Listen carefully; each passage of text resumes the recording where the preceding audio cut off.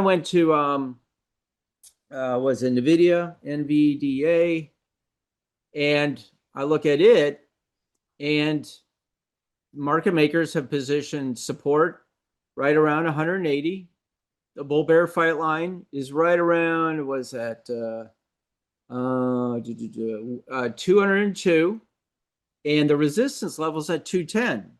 So from a long position, there's not much upside, about 3.68% upside potential.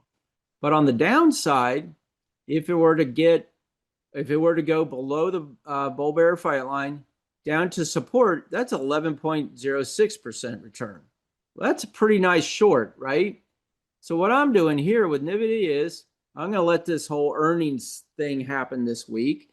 I'm going to see if Nvidia makes a move up towards 210. If it finds resistance there, like it has fought it or found it previous back in July 10th through the 16th, I'm likely to open a position, not full, and then wait for it to break that bull bear fight line.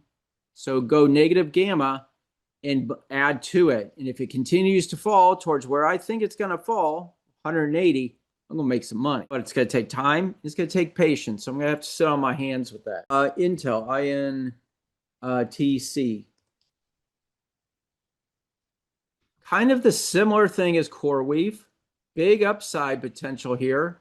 Market makers put in 120 as resistance, support at 90, came down there Friday, closed out on top, above it, right up against the bull bear fight line at 95.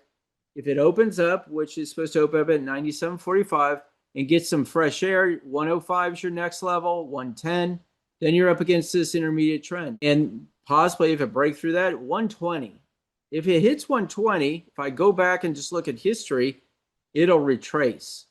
And chances are, because of the environment we're in, it would retrace back down to 90 again. So I'm looking at that as another opportunity to buy a put or short it.